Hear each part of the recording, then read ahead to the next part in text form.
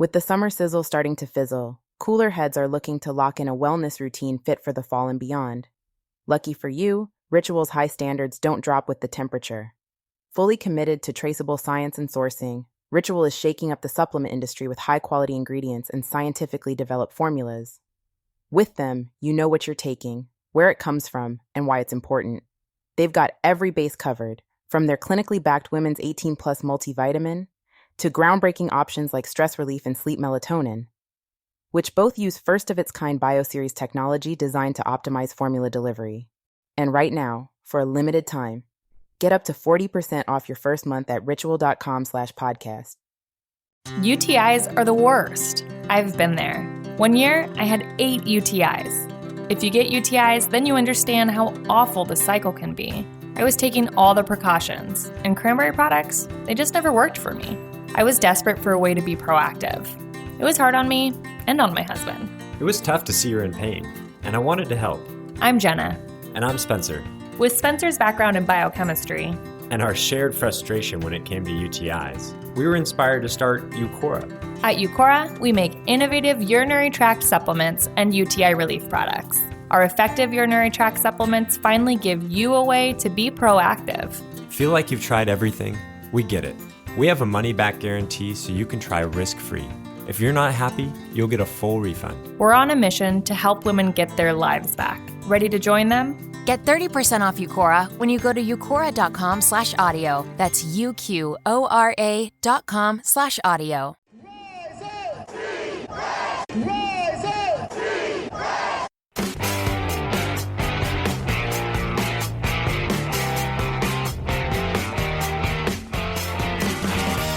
This is the Rise Up See Red podcast, all about the Arizona Cardinals and the NFL, featuring insider and outsider perspectives. Enjoy the best hour of Cardinals talk on the web. Now here are your hosts, Jess Root and Seth Cox.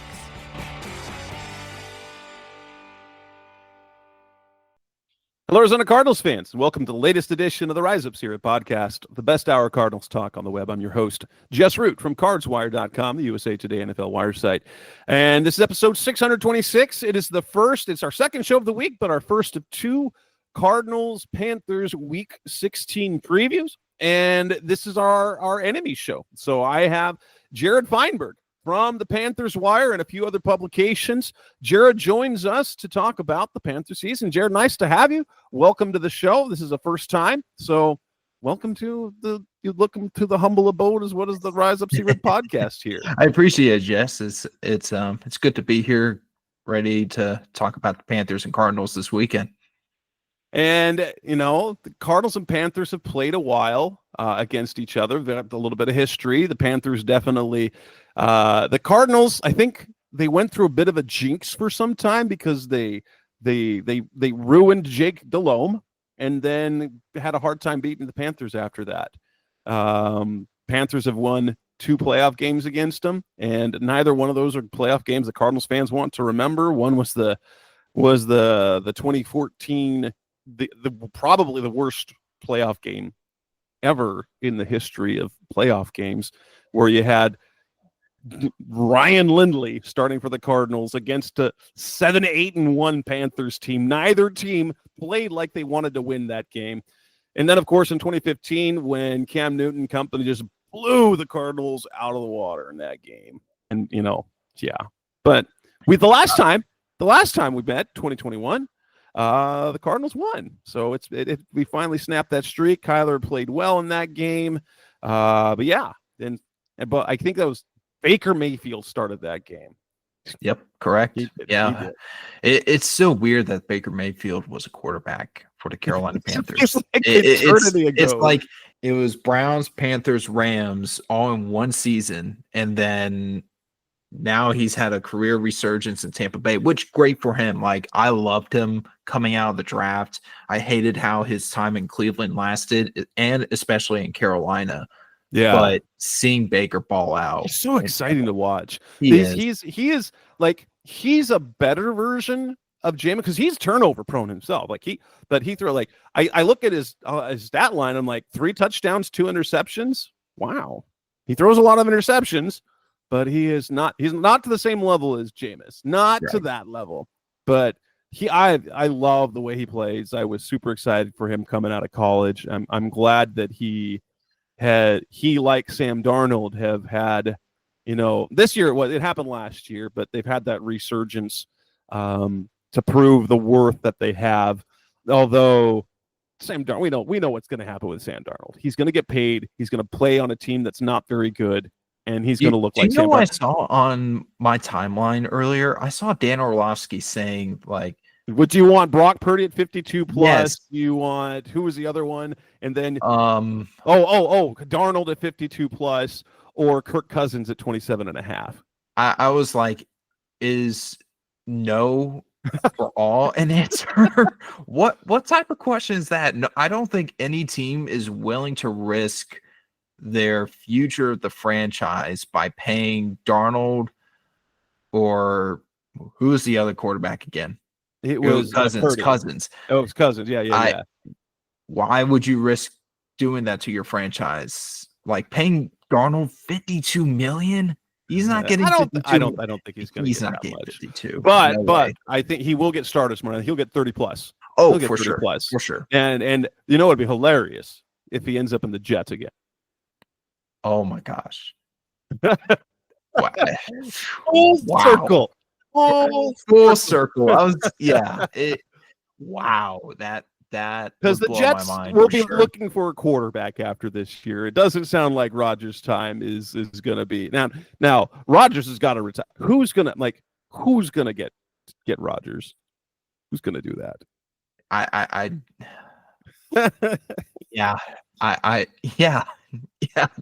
That's my answer. I don't know.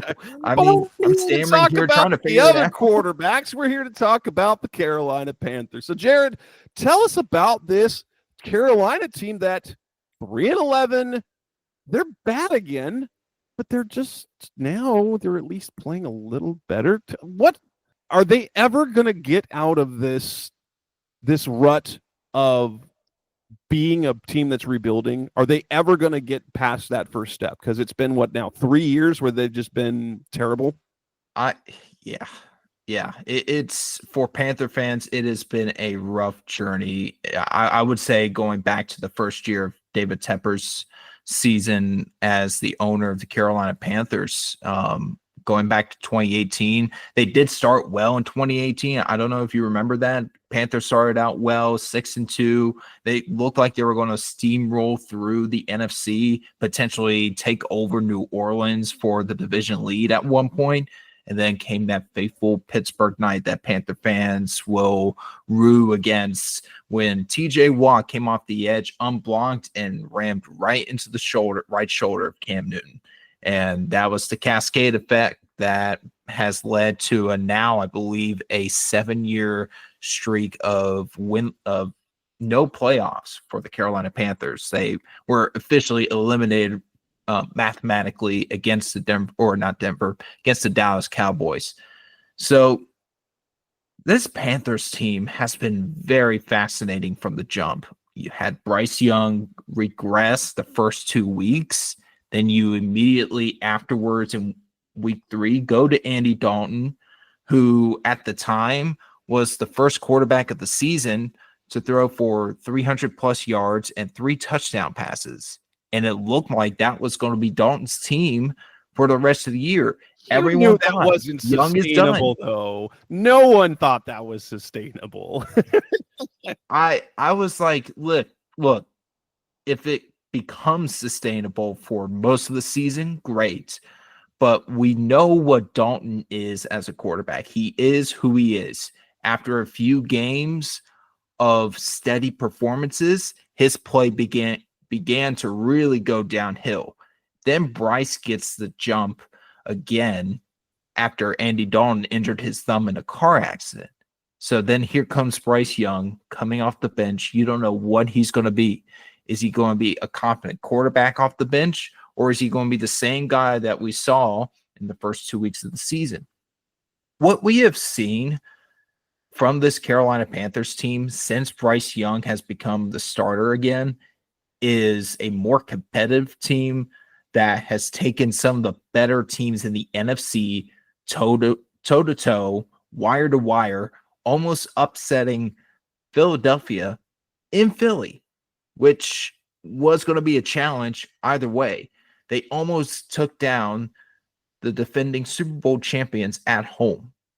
And in those 3 games, Bryce Young showed incredible progress as a quarterback, to the point where even after his 4 turnover game this past weekend, you have a quarterback that you know is going to be your starter through at least 2025. We need to see what he looks like with better pieces around him still. And you asked about, will they ever be out of the rebuild process they've been in for the last few years? I think they are finally starting to really build this team. Most of their rookie class made contributions this year. Xavier Leggett, even though he had somewhat of a down season for his rookie year as a first-round draft pick, and frankly, it was disappointing. Of course, Jonathan Brooks re-tearing his ACL, that was probably one of the more disappointing news I've seen from this Panthers team this season. And then, of course, Trevin Wallace, he was just placed on IR, but he had a really solid season in his rookie year. Charles Smith-Wade from Washington State coming in to make an impact at nickel. Then you have undrafted free agent Jalen Coker, who has emerged as a potential future piece at the skill position spot for Carolina. So you have pieces in place, especially on offense, to really help with this rebuild process. You look along the offensive line, which has improved greatly this season, along with Akeem Ekwonu, Damian Lewis, and Robert Hunt. They're $150+ million signings. Their center position has been a little bit in flux throughout the season because of Austin Corbett going down with an injury, a season-ending injury. Brady Christensen coming in as well. He then had to play left tackle at one point because Ekwonu missed a couple games. And now you have Cade Mays starting at center, who was originally drafted by Carolina a few years ago. With the summer sizzle starting to fizzle, cooler heads are looking to lock in a wellness routine fit for the fall and beyond. Lucky for you, Ritual's high standards don't drop with the temperature. Fully committed to traceable science and sourcing, Ritual is shaking up the supplement industry with high-quality ingredients and scientifically developed formulas. With them, you know what you're taking, where it comes from, and why it's important. They've got every base covered, from their clinically backed women's 18+ multivitamin to groundbreaking options like stress relief and sleep melatonin, which both use first-of-its-kind BioSeries technology designed to optimize formula delivery. And right now, for a limited time, get up to 40% off your first month at ritual.com/podcast. Was let go by the Panthers or after training camp, was on the Giants practice squad. Then the Panthers signed him off that practice squad, and now he is the starter and has been playing pretty well. Then you have veteran Taylor Moton, who's basically Mr. Consistent on this football team. He has only missed a few starts in his career, and it was this year due to an elbow injury. So you have pieces up front. You also have Chuba Hubbard, who has emerged, and he's been a great surprise for Carolina over the last couple of years, and especially this year, he's been terrific. Defensively, that's the issue. You have to find a way to raise the floor in the offseason for this franchise, especially along the defensive front. And I would say the only core pieces you have defensively are Derek Brown, who has missed the entire season due to a torn meniscus. J.C. Horn, who has actually been healthy all season long, has a groin issue going on, but he's been playing through it. And then Jadeveon Clowney, their veteran signing from this offseason. And then afterwards, that's about it. They're going to have to do a total revamp, a total rebuild of that defense this offseason, like they did with the offense last offseason. So it'll be a very interesting process that General Manager Dan Morgan and head coach Dave Canales are going to go through in 2025. Do you think that some of the issue that Bryce Young had ended up being because he was in a new system, and then given a few, he was able to get his feet? Yeah, he was on the bench, but had he not been benched, Do you think he still would have figured things out because he was in a new system as a young quarterback? That's never an easy thing to do. But then to go change. But do you think that basically it's not like he suddenly matured? It's just he had enough time on task. Yeah. So it's a fascinating debate to go back and look through with Bryce Young. Should they have allowed him to just work through his issues? Sure, possibly.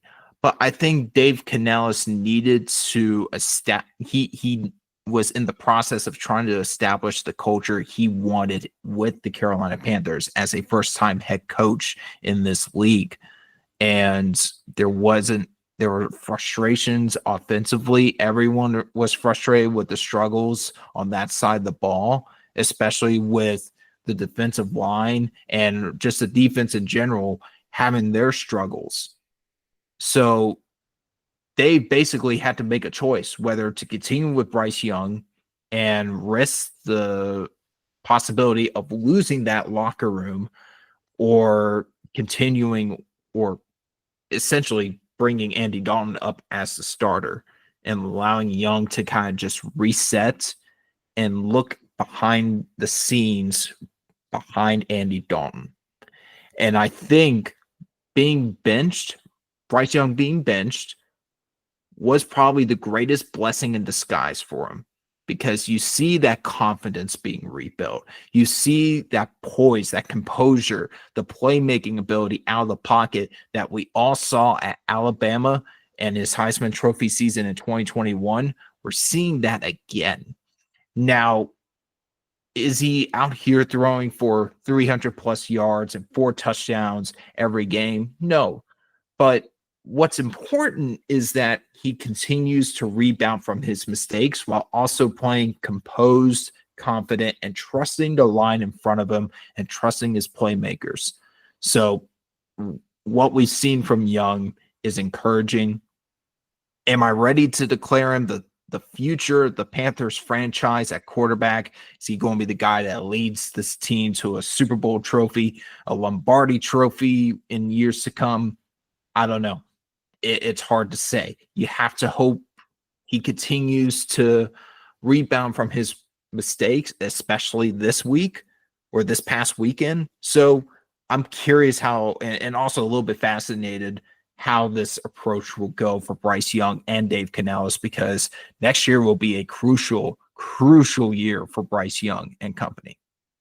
Yeah. The one thing that I noticed statistically that I guess probably might be the big difference: last year, sacked 62 times for a league-leading 477 yards lost. And this year, in his 11 games that he's played, he's been only sacked 21 times. How much of that was offensive line improvement, and how much of that was his decision-making that's been different, where he's getting the ball away quicker? It has certainly been both. Dan Morgan did a great job this past offseason rebuilding that offensive line. Dave Canales brought in a few guys from Tampa Bay. Joe Gilbert's offensive line coach, Harold Goodwin, the run game coordinator. They have been an integral part of why the offensive line has greatly improved from last season. And it is night and day from what we saw last season, when basically a defender was in Young's lap as soon as he gets the ball in his hands. So you're seeing consistent protection. You're seeing consistency within the pass sets of your blockers, which then gains the confidence of quarterback going, hey, I have a line I can trust. I have a unit. I have a group that I know will be able to protect me and allow me to make the throws I need to. And also, Bryce Young's decision making. He is not like making really weird decisions in terms of bailing out clean pockets and getting into bad sacks. He is doing a better job stepping up into open spots in the pocket, making moves out of the pocket when necessary. And he is a throw-first quarterback as a scrambler. He's always going to look downfield to try and scramble and make plays as a runner or as a thrower. And I really appreciate that with Young. So both the line and Young have both basically over the last several weeks have combined to really improve their decision making, improve the efficiency of the offense, and also to improve Young's play in general. What have you thought about Dave Canales as a head coach, as a rookie head coach at that? He is a coach that is learning. He is, and he has even said it so in press conferences over the last week or so, where he's gotten vulnerable about, I'm still learning how to be a head coach in this league. I'm still having the growing pains of being both an offensive play caller, then being in charge of everything else, being in charge of making sure the defense is right, making sure this and that are right, ready to go, good to go. He is in there's definitely been some growing pains over the last several weeks, and especially throughout the season. His play calling has been inconsistent, but he was open about using his analytics staff to tell him, okay, in this situation, do I go with this play call or that play call, or do I throw the ball here, run the ball there? It is good to see that Dave is constantly trying to improve himself as a coach and also as a play caller. And you've tended to see that a little bit over the last few weeks. I think against Philadelphia, he made some really good play calls in situational football, especially in short yardage when you had fourth downs. You need to get that fourth down. They got it. And Canales has also admitted Bryce Young has bailed him out on some play calls. There have been some play calls where Bryce has had to create out of the pocket on a play that was just devastated. And then Young makes a play with his legs or his arm and makes a huge completion downfield. For example, the completion to Xavier Leggett to convert the chains on 3rd and long, deep inside your own territory with about 2 minutes to go in the fourth quarter. So it's just those type of things that I think Dave is still learning. He has some inconsistencies, but he's got the right stuff, in my opinion, to be not only a good play caller, but a good coach in this league, a good head coach. And you see the players fighting, playing with effort for this coach. And it tells me that this is a guy that they're going to stick with for at least through 2025. If things don't improve under Canales next season, he'll likely be gone. But even with the results of this year, there has been substantial growth, especially on the offensive side of the ball, from this Panthers team that we didn't see last year. So seeing that growth with this head coach, with the offense, and just with the overall effort from this team in general, not giving up, almost upsetting multiple playoff contending teams, that has been a big step in the right direction for Carolina. Now, with those close losses should have resulted in wins for Carolina, probably. But what I've seen from Dave and what I've seen from this team has been encouraging and could show some hope heading into 2025. Statistically, the Panthers are second to last in offense and second to last in defense in terms of yards allowed. They are worst in points allowed, 28th in points scored. That obviously covers the entirety of this season. Where, if you were to rate the offense and defensive side of the ball, are they currently a bottom of the league team? Are they below average? Are they average? I'm not gonna say, are they above average? No.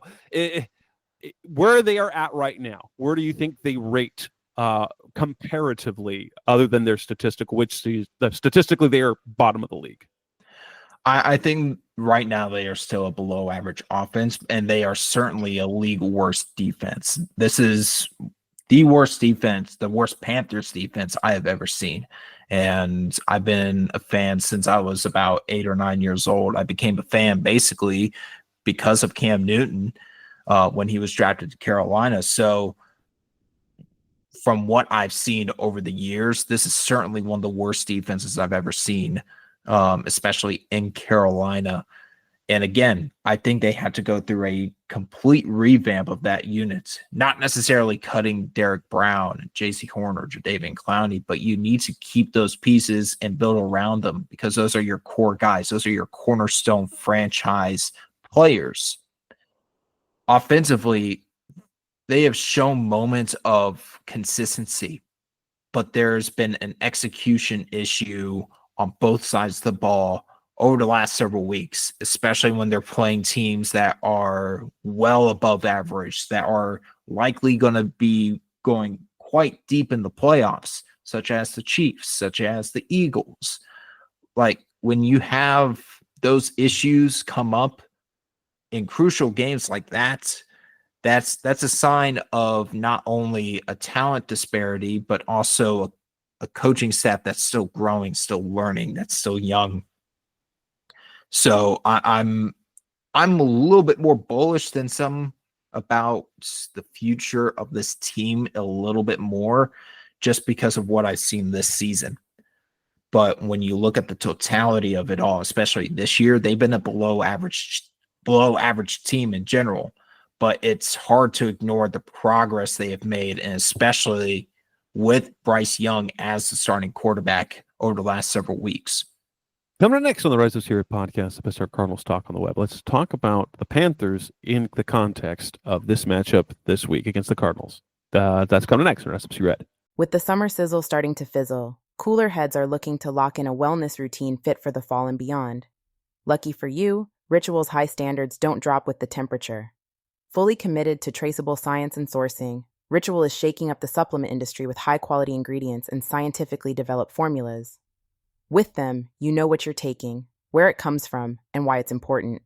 They've got every base covered, from their clinically backed women's 18-plus multivitamin to groundbreaking options like stress relief and sleep melatonin, which both use first-of-its-kind BioSeries technology designed to optimize formula delivery.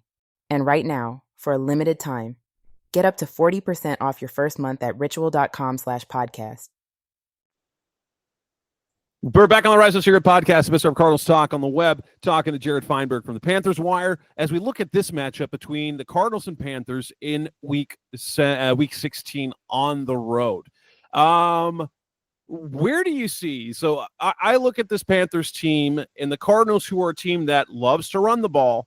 They run the ball well, and when they do run the ball well, they tend to score points and win games. And we see the league's worst rush defense in terms of attempts, yards, and yards per carry.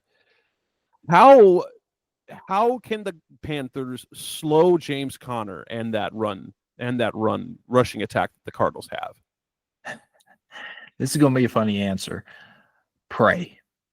I mean, that is all you can really do for a Panthers team that is just really devoid of talent up front.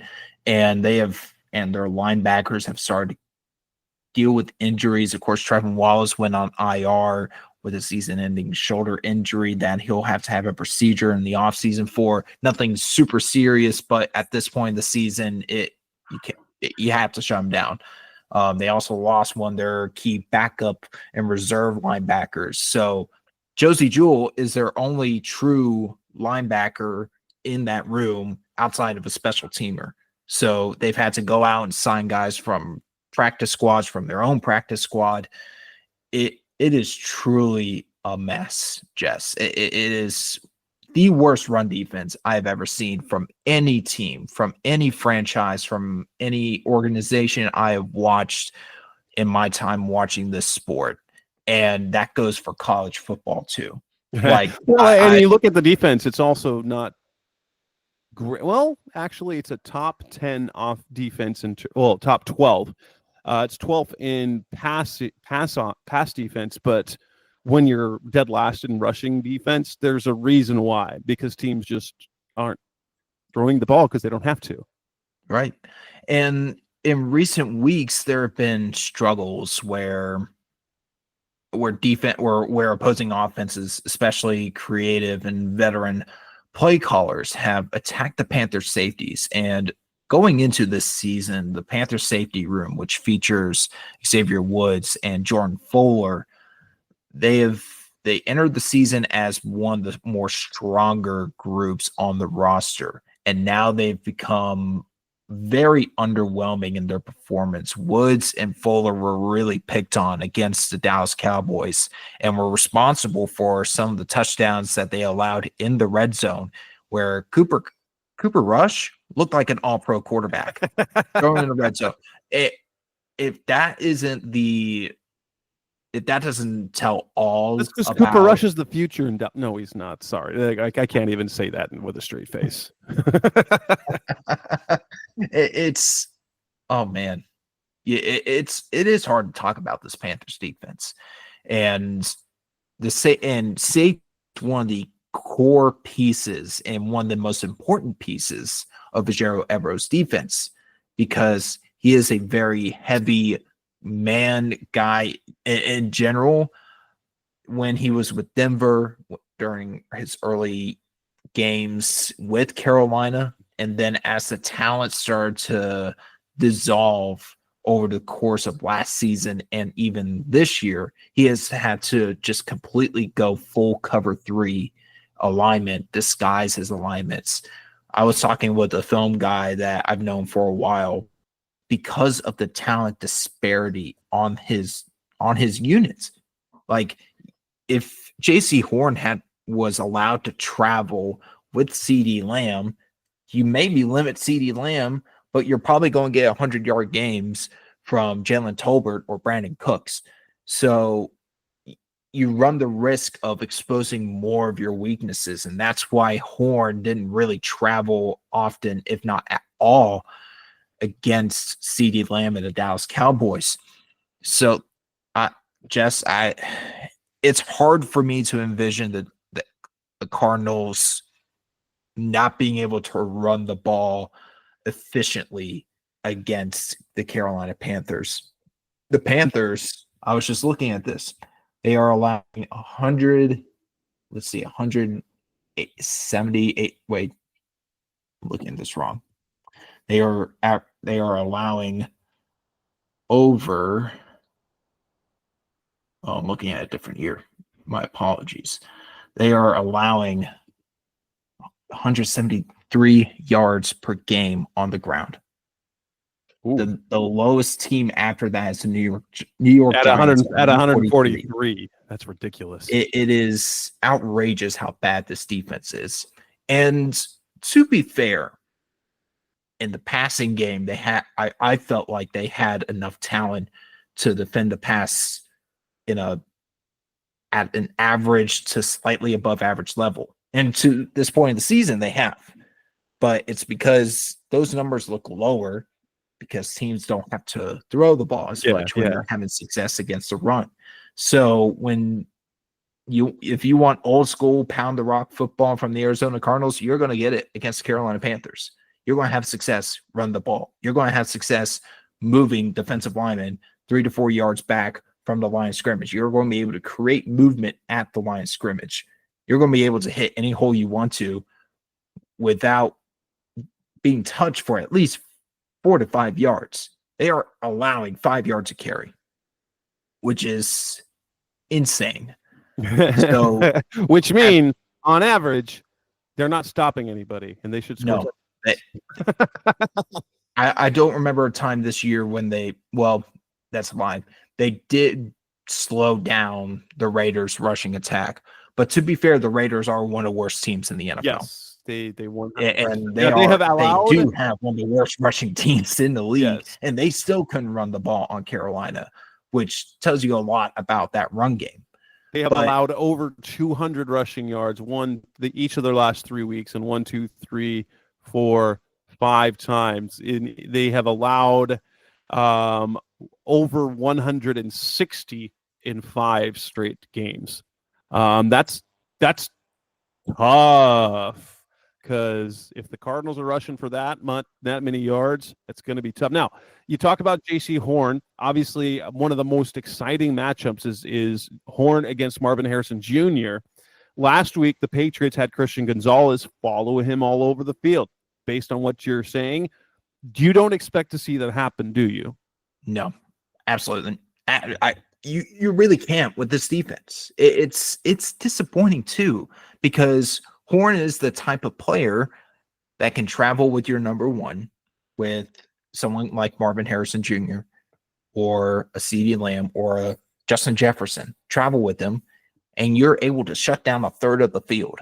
You're able to limit your top playmaker to only maybe 1, 2, 3, or 4 catches a game. And that is disappointing because of the flaws defensively. So I'm not expecting Marvin Harrison Jr. and JC Horn to line up against each other a lot this weekend. I do expect probably an even share for Marvin Harrison Jr. against whichever corner he's going to face, whether it's JC Horn or it's going to be Mike Jackson, who's solid this season. The Panthers were able to trade for Mike Jackson in a player-for-player trade. They traded their 7th-round draft selection, Michael Barrett Jr., to the Seahawks for Jackson. And Jackson's been solid at corner, and he's probably going to earn himself a potential extension with this team, depending on whether Evero returns or doesn't. That's a topic for another time. But I don't expect Horn and Harrison Jr. to really be matching up against each other a whole bunch. Trey McBride, the Cardinals' leading receiver. How do the Panthers defend opposing tight ends? Do they use the safeties? Do they use the linebackers? How do you see that matchup going? They're going to be a very heavy zone cover 3 team. I mean, they're not going to have a lot of man coverage reps against Trey McBride. And Trey McBride, I did see the statistic the other day where he has the most receptions by a tight end without scoring a touchdown, I believe. Most receptions by any player in a season. He broke Deontay Johnson's record in 2022. So he's got 89 receptions, 938 yards without a touchdown reception. That's changing this week. It's been fluky. It's not it's going to happen. Definitely changing this weekend. It wouldn't surprise me if he scored a couple times this weekend. Yes, it's touchdowns. Yeah. So Cardinals fans, like if you're the betting person, I would bet at least a touchdown for Trey McBride. I'd be shocked if Trey McBride didn't score this weekend. If he doesn't, then the Panthers may have done something weird. I don't know what. I don't know how. Honestly, it's been fluky. He's had probably 5 or 6 good looks. Kyler just missed him a couple times, a couple of bad throws. Trey's dropped a couple. And then last week they had a shovel pass. That should have taken the end zone. He got tackled at the 1. So it's been wild. Let me see. Trey McBride is plus 140 for an anytime touchdown scorer. Guess what? They're expecting a touchdown. Yeah, so that's why it's not very high. Now, I want to look at when the odds come out to score 2+ touchdowns to see what that is. But awesome. Any other matchups that you are in particular looking forward to? I'm going to have my eye on does Clowney line up more over the right tackle or left tackle when he lines up? It varies. I mean, one thing Evero does well is really mixing and matching his pass rushers. He does rotate his pass rushers a little bit, and it really doesn't matter which side they're rushing off of. Clowney will line up either side. Same with DJ Wanham, who I think has been a critical part of why the Panthers pass rush has improved over the last several weeks, and especially going back to the Giants game in Munich. So that'll be interesting for me to see about if the Panthers pass rush this week can rebound after a little bit of a letdown last week. I think last week for Carolina was just a big letdown in general after there's so many close calls over against Kansas City, Tampa Bay, and Philadelphia. Paris Johnson, left tackle for the Cardinals, sat out practice today, so you can watch the matchup between ideally Paris Johnson and Jonah Williams at tackle against DJ Wanham and Jadeveon Clowney. Anyone else? Obviously, the Cardinals will need to slow down Chuba Hubbard. Basically, is it basically a case of if Chuba's going well, the offense looks decent, or can Bryce Young kind of shoulder the load? It's been interesting to watch the Panthers offense in recent weeks because Alice, he did say in the offseason he's going to be stubborn with the run game. And for the most part, it's sort of been true, but he's more so stubborn with showing the run and going with the passing game. He's been more balanced over the last several weeks, and especially in those 3 matchups against those playoff teams.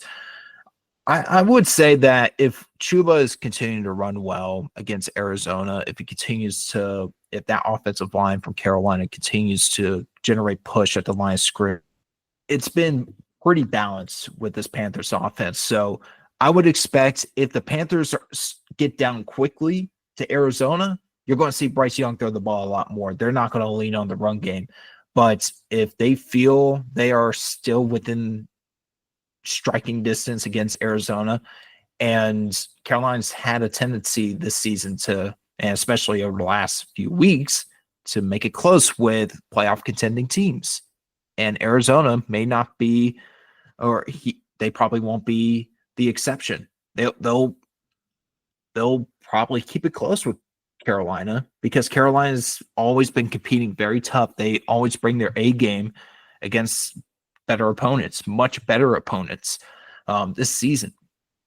So it's going to be fascinating for me to see how Carolina will approach it, especially early in the game, depending on how the game is going early. If it's first half, it's a very tight ball game. And especially going into the fourth quarter, you're going to see a very balanced very balanced offense. You're going to see Bryce and Hubbard throwing or running the football pretty consistently. So I'm looking for a rebound game from Young for sure.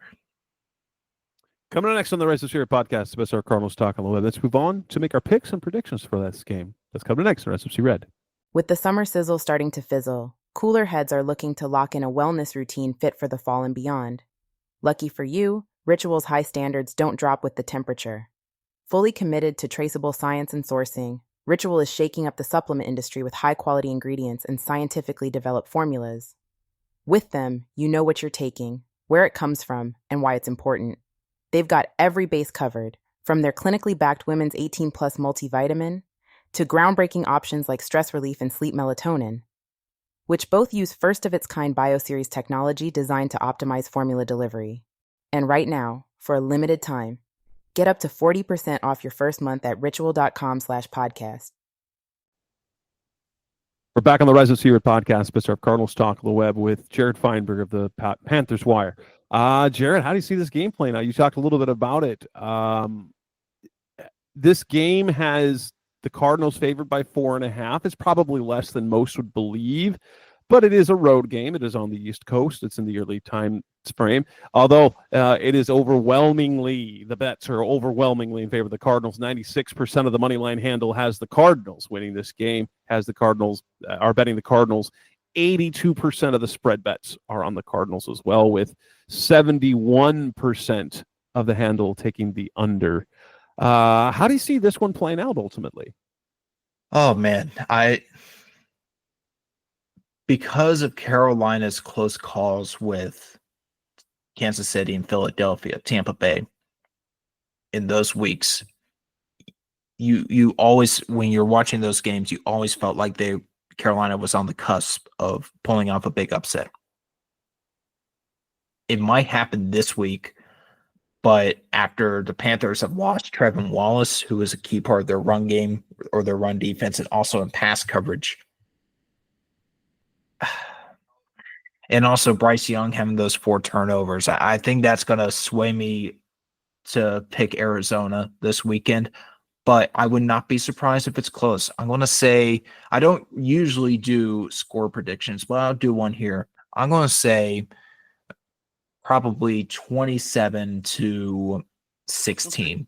I think it'll be close up to the third quarter, and then Arizona comes away with a takeaway or 2 to kind of pull away late.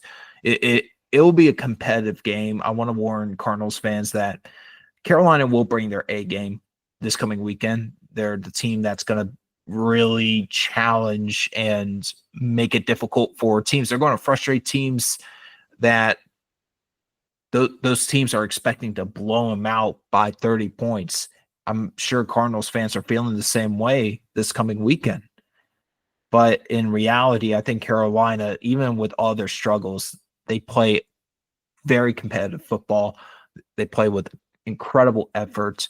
It'll be a close game up until the third quarter, but I think Arizona does pull away and get the win, and makes it probably a much higher likelihood, if things go the right way for Carolina, that they may be creeping up to that number 1 draft pick, which they could have had last year. They never traded that first round pick. So technically they could have back-to-back number 1 picks if things fall their way. And I see this game like the way the Cardinals played against the Patriots, and they have 2 games in a row against 2 teams that are over.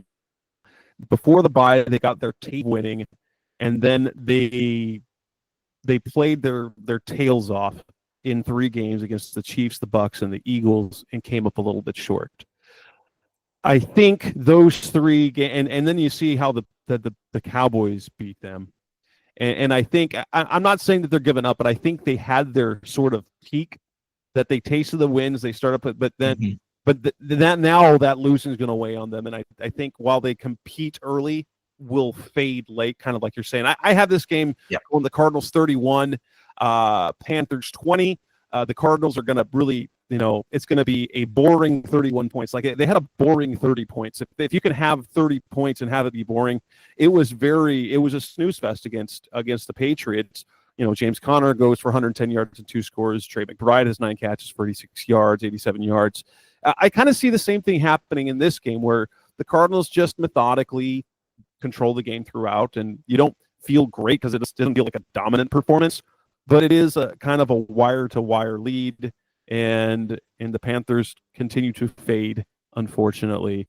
And then they have to close the season against the Bucks and the Falcons. So with that Falcons game, if Michael Penix is playing, they might be able to, spoil the Falcons season, since the Bucks right now are a game up and have to stay a game up on the Falcons to be able to win that division because of the head-to-head tiebreaker. So, yeah, I'm excited for this game. The Cardinals are still very much in the mix for the playoffs because they're in the mix for the NFC West.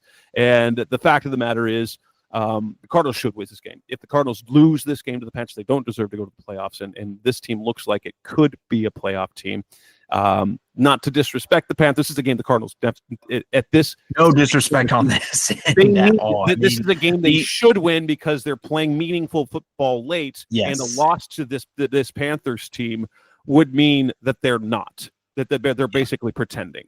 And doesn't take anything away from the effort that the Panthers will give, because they're still battling. That's good to see. It's just you hope that for y'all's sake is that they find that competitive fire to stay, kind of like the Cardinals did last year to close the year. They were the toughest 4-win team you'll ever see. So real quick, let me ask you something. Let the guest ask you something real quick. Sure.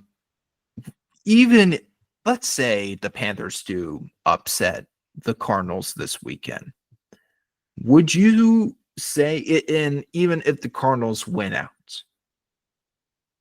would you say this season was a success for Arizona? Big picture, yes.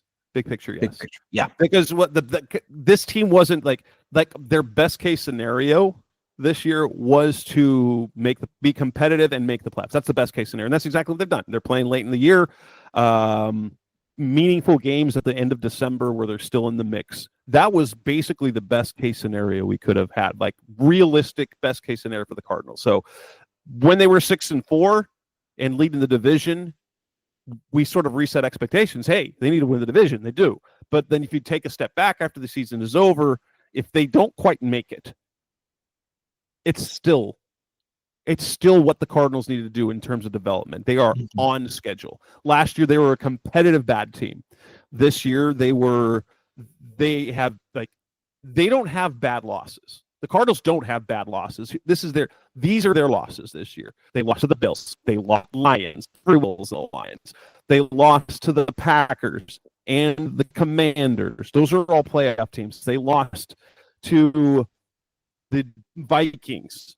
The only two games that those are 5 of their 7 losses. The other 2 losses came against Seattle, and you basically can argue Seattle being an even team with them right now. They should have won one of those games, and so they're not losing to teams they should beat, and they're also not beating teams that they should lose to. So it's it's right in the sweet spot where you want your team to be, to go from like competitive bad to competitive mediocre. And I'll say this about the Panthers. What they have done this season, considering everything that's happened, and then seeing the reemergence of Bryce Young, your offensive line playing very sufficient to above average football, Chuba Hubbard's emergence as a top running back in this league, along with already having some core pieces that have been hurt this year. I would say even going toe-to-toe with Patrick Mahomes and Jalen Hurts for this franchise, I think the Panthers have taken a step up from last that makes season. Sense. It's like the Cardinals won 4 games. The Cardinals won 4 games in 2022. They fired everybody. They won 4 games last year, and everyone feels great. It's a different 4 wins, right? It's a different 4 wins as opposed to, how the Panthers right now, they might win 3, they might win 4 games. Last year when they went 2-15, if you finish 3-14, you're only 1 game better. Vibes are much different, right? Mm-hmm. And I will say this.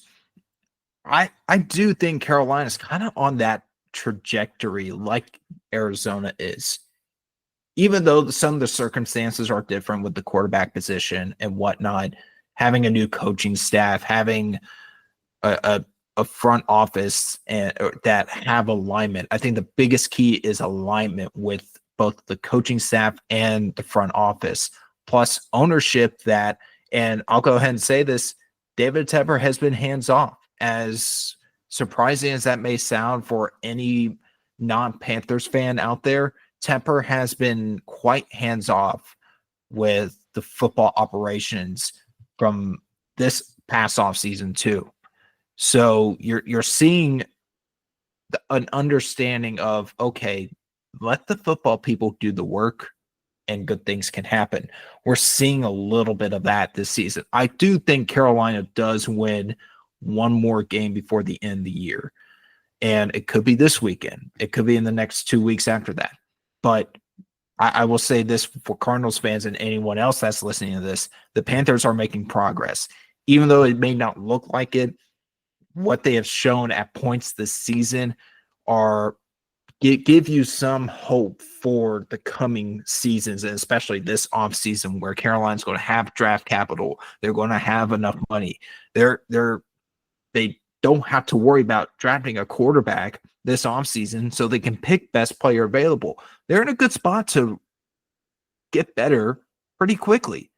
So I'm kind of fascinated, intrigued, excited about the potential prospects of this coming offseason. And with that, we will wrap up this edition of the Rise of Seer podcast, Bizarre Cardinals Talk on the web. We have one more show. Seth and I will do our game preview on Thursday with the show dropping Friday. But this is a big thanks to Jared Feinberg. You can find him on X at it's JRod NFL Draft. JRod NFL Draft. And hey, covering the Panthers means you got to cover the draft. So that's good stuff. All right, Jared, thank you so much for your time. That'll wrap up this edition of the show. Seth and I will be back later this week. Thank you for listening. As always, we'll be back again soon. With the summer sizzle starting to fizzle, cooler heads are looking to lock in a wellness routine fit for the fall and beyond. Lucky for you, Ritual's high standards don't drop with the temperature. Fully committed to traceable science and sourcing, Ritual is shaking up the supplement industry with high-quality ingredients and scientifically developed formulas. With them, you know what you're taking, where it comes from, and why it's important. They've got every base covered, from their clinically backed women's 18-plus multivitamin to groundbreaking options like stress relief and sleep melatonin, which both use first-of-its-kind bioseries technology designed to optimize formula delivery. And right now, for a limited time, Get up to 40% off your first month at ritual.com/podcast. Thanks for listening to the latest edition of the Rise Up, See Red podcast. Listen to previous episodes and subscribe to the show on Apple Podcasts, Stitcher Radio, Audioboom, or many other podcast platforms so shows are delivered directly to your mobile device. Please give the show a 5-star rating and always support the sponsors who support the show. We'll be back soon for the best hour of Cardinals talk on the web. Rise up, Red Sea, be Red, See Red, and of course, Rise Up, See Red.